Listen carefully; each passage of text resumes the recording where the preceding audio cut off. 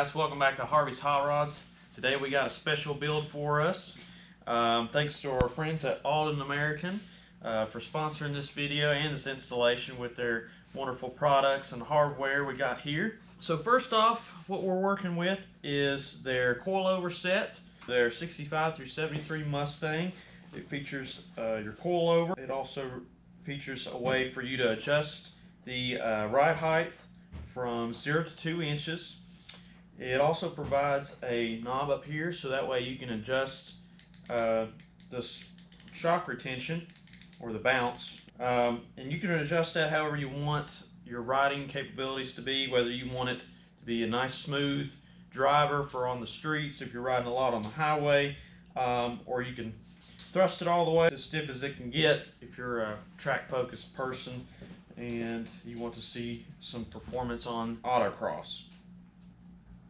Also included in this kit, they went ahead and actually installed these for us, but we wanted to add the roller bearings, and you can barely see that. Let me see if I can film the camera a little bit. But yeah, they added the roller bearings in there, and what that does, so when we have these in the car, they're much easier to adjust and use the spanner wrench and adjust this and increase the ride height without it rubbing against the spring and creating friction, rubbing off the paint, further rusting, etc., etc. So very impressed with the coilover set that they provided. Nice bushings and everything. Everything looks nice and professionally made. Made in America, by the way. Also, we got some rear shocks. So what we got here, see, normally you'd have what's down here on the bottom, you have on the top. It'd just be like a normal shock. But what they're trying to do is slowly migrate to where they have a stem on top and a manufacturer's stem on bottom. That way you don't have to use this clevis in order to attach it to the leaf spring mount. So that's very nice, and up here is where you get all your adjustability. You can adjust your rebound or your bounce. So like I said, very, very impressed with the product, and everything looks, like I said, machined well. Just a nice presentation. Love the stickers. Love the finish on it. Everything's going to look really nice once we get it in. And of course, they give you the hardware like the bolts to install these on your plates. So how it goes is this will be your top plate and this will be your bottom plate, and that kind of forms a sandwich with some washers in the middle in order to create that space in between the shock tower sheet plate. So once you have that in there like that, the coilover will come in through here and bolt to this top section right here, and so it'll look like that. And then your export brace, which is on your 67 and 68s Mustangs, that'll actually go on top of that once you're finished bolting everything up. And of course, they include their spanner wrench, so that's really nice. Like I said, you'll just grab it on right here, start twisting however you want your ride height to be. But other than that, it looks like we got everything we need to go to get started. We'll start on the front and see how that goes, and we're actually going to film current coilover set we have and show you why we're upgrading to this system, why it's so much better, and you get what you pay for.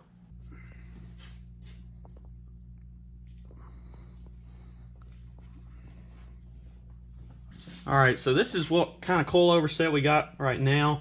We actually ordered this from eBay, or the Evil Bay as some people refer to it as. Sometimes you get good stuff, sometimes you get just pure crap. Like I said, this kit I think was about $450 when I ordered it from eBay, and online on eBay it looked like a pretty good set, and I said for $450, I guess we'll take a chance on it. Really didn't want to go back to the factory springs and shocks just because from the factory they kind of set pretty high on the front. One thing is when we was trying to adjust the ride height, this was constantly rubbing up against the spring, and it's very hard to adjust. I mean, you have to really clamp down and spin it, and it creates a lot of friction, and it just doesn't want to go up after about an inch. That's about as far as we got And also the spanner wrench, it doesn't hang on very well. These dots are not very deep into this little nut right here. So it's very hard to grab onto and adjust, and that's also an issue for this system. And also you can see down here, this bushing is already starting to come out.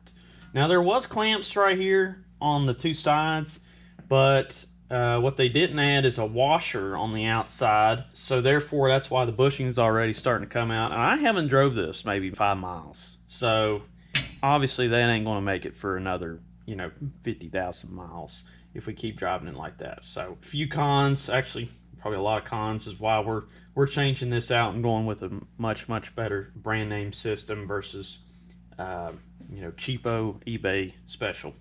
All right guys, so we're getting ready to install. We finally got our old shocks out, or our coilovers that we had. Again, those were from Johnny Law Motors, if I'm not mistaken. And I bought them on eBay, and that was the worst mistake I could have made. Again, $450, and they were pure crap. Appeared to be China steel, all the red flags. So, like I said, we're going with Aldan American, and we're very excited to finally get this stuff in the car. Again, like I said, we got the front shocks out, and I would show those, but they're in shambles, more or less. So what we're going to do is they send you a top bracket, to which we actually had to modify. How they actually want you to install this is that you put this on your shock mount, and then you put your export brace on top. However, from our old set, we tried that with the old set, but for some reason the bracket doesn't want to fit inside the export brace circle. So what we ended up doing is, so you have your shock tower and then your export brace, and so this will go inside of that, and so we modified this to where it'll actually fit inside the export brace hole. Anyway, so pretty much got all this ready, and so we're going to start installing that. Also, we're going to need the bottom ring right here, and to which we'll add probably 4 or 3 of these washers on top, and so that way it'll make kind of this little sandwich we got going on. And so that way when you put it in, it's not exactly even against the shock tower and the bracket. So what those washers do is add that space, or take care of that space, so that way it actually sits flush in there and it don't end up bent and warped like our last one. So like I said, we're going to start on that, and let's get started. Alright, so this is our bottom ring. We're putting the bolts up toward the sky. That's how they do it in their video, in their installation video. So, and also it makes it easier, plus you should be fine whether you do it this way or the opposite way as far as not hitting the shock. But just to be safe and give you plenty of clearance, we're putting the stud end up. And again, we're going to try 3 washers for our gap and see how that looks. They give you plenty of washers, so you can have 3 to 5 depending on what you got going on. For ours, I think we're just going to try 3 just to see where that puts us, and we're going to install it. We got our top piece right here, and see how it is. There you go. You're going good. Let's see if I can get something started here. Anyway. Okay.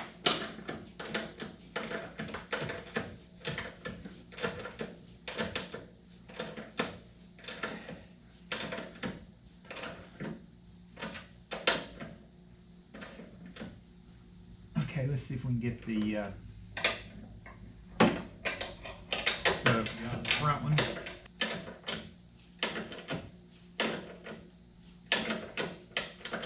Look okay.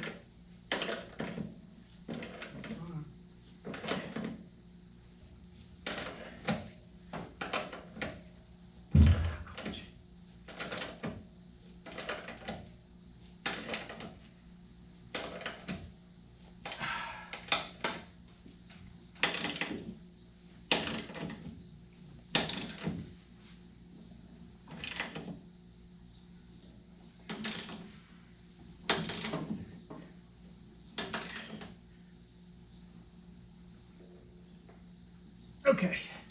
That ain't going nowhere. Alright, so we got the top bracket in, and then we also have the bottom one in. It goes up just like that. And we used 3 washers, and it looks like it's pretty flush. So, and that, again, that might not be the same case for your car, but that's just kind of trial and error we did, and it seemed to work and be flush. So we're gonna go ahead and start putting in the shock, or the coilover, and see what that looks like. Now that we got the top bolted in, or the brackets mounted in, we're gonna insert the coilover. And like I said, this adjustment knob for your rebound is going to go in facing on the outside. So it's going to go in pretty much just like that. So we're going to bolt it in. We're going to bolt the top in first, and then we'll bolt the bottom in and adjust our rod height. And so we're going to get started. And we did put anti-seize on the threads before putting it in, so that way when we do adjust the rod height, it's not going to seize up if we want to adjust it later. Because right now we got a little bit of an engine. All right, this is after we got the top bolted up and mounted. And then again, this is what the bottom looks like, all bolted up and mounted. And we're not going to adjust the height just yet, like I said, because we're still working on some things on the front. I think we got a main bearing issue we got to figure out. And so we're going to move on to the back and install the back, one of the back shocks. And so we'll see you in a minute. All right, guys, so we're going to put in our rear shock. So this is pretty much what it's going to be like as far as in the car.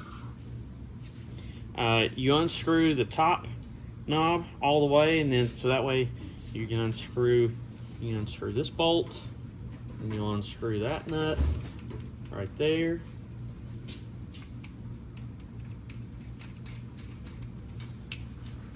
Oh, I'll pick that up here in a minute. And so take this rubber off. Here it is, like so. And so you want to leave this little bump that has a little bit of ridge right there, so that way it helps you line up the top into the top of the car. All right. Okay, so what we're going to do is we'll put it in, like I said, like that. We want the logo to face kind of the outside, so people obviously know we have Aldan American shocks. And these are a very nice, again, very nice set. So like I said, we want to show them off. We want to know, we want to show people whose product it is. All right. So on the bottom here, there's actually a little black washer like this right here, and it actually fits perfectly in that hole underneath to which the bottom of your shock mounts, and that way there's not a gap when you tighten, put that washer up there and tighten it down. Like I said, it fits, it goes perfectly flush.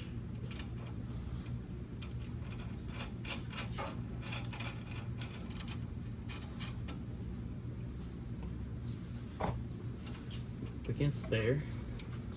All right, and then what we're going to do is we're going to tighten everything up, and then we'll get in. Well, I have to get in the trunk in order to tighten everything up on the top, because I blocked off the rear seat, which is how you usually get into it. So like I said, we'll bolt down here and then we'll get to the top.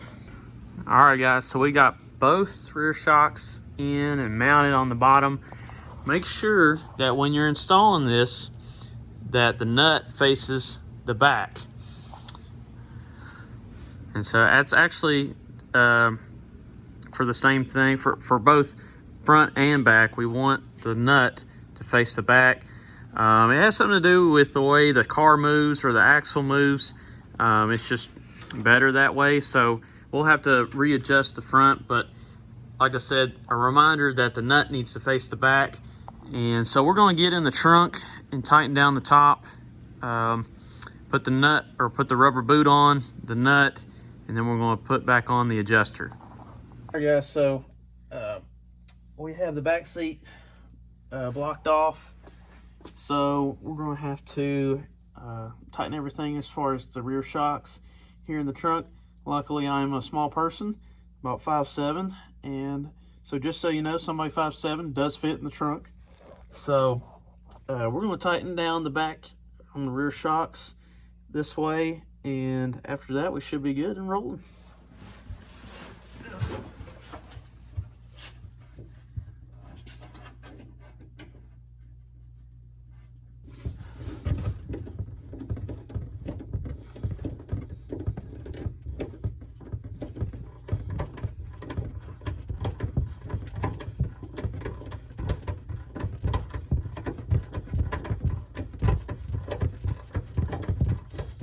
All right, so now that we got the two lock nuts on, we're going to put our adjuster, we're just going to screw that back on.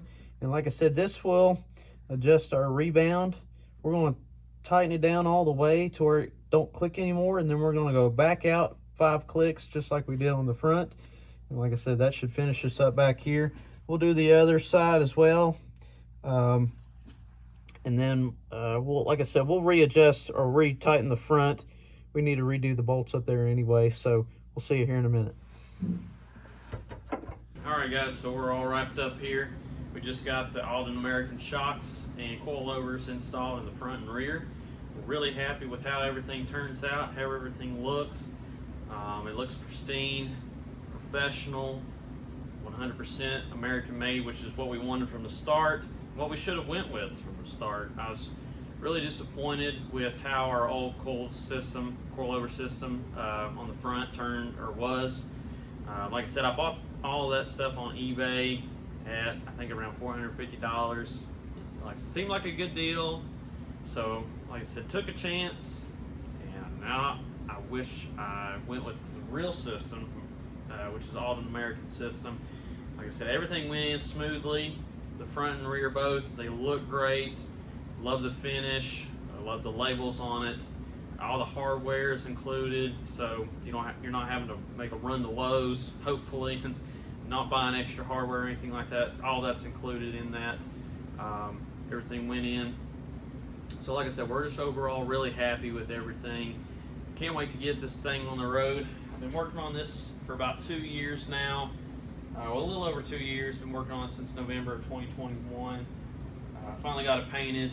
I think this past November, finally got it painted and everything. It's like I said, it's a 67 Mustang.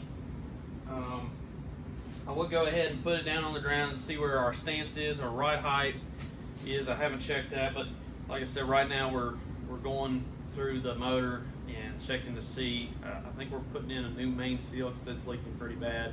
We also had to take the transmission out, put new counter bearings in it, so that was fun. Love that. So like I said, once we finally get everything finished with the motor, I'll put it on the ground, check the ride height, use the spanner wrench that we got over here, they included. Use this little guy, and we'll wrench up the shocks, tighten them up. That'll push up the ride height, and we'll do a couple spins around the block, see how it feels, whether or not we want it a little stiffer, a little softer. Like I said, with these shocks and coilovers, we do have that adjustability, which is very, very nice.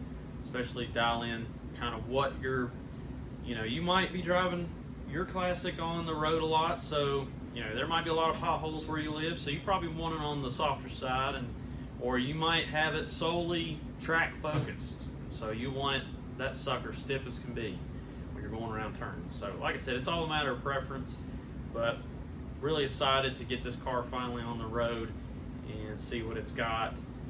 And anyways, so thanks you guys for joining along. I'll have more to come hopefully here soon, but make sure you like, follow, and subscribe to our channel, and make sure you hit that bell notification so you know every time we upload a video. All right, See you guys.